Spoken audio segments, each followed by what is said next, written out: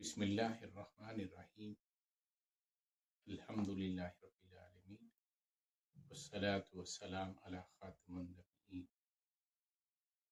رب جلیل نے قرآن مجید فرقان حمید جس طرح لفظ لفظ کی حرمت اور حفاظت فرمائی ہے،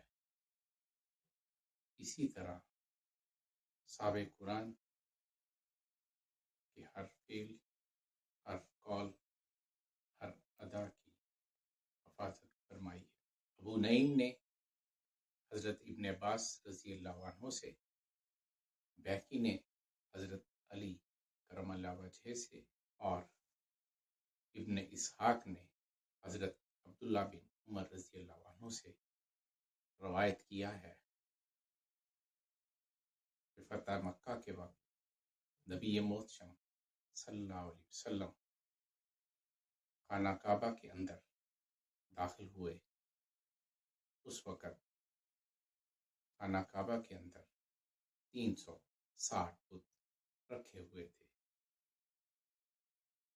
نبی محتشم صلی اللہ علیہ وسلم اپنے عصائے مبارک سے بتوں کی طرف اشارہ کرتے اور سورہ بنی اسرائیل کی آیت جاء الحق وزهق الباطل تلاوت فرماتے جاتے اور وہ بت اوندے ہو کر گرتے جاتے۔ ایک اور روایت ہے کہ نبی محتشم صلی اللہ علیہ وسلم کے ہاتھ میں کمان تھی اور آپ صلی اللہ علیہ وسلم اسی آیت کو تلاوت فرماتے اور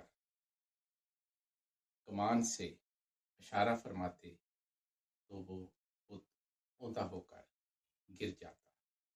وما توفیقی الا باللہ۔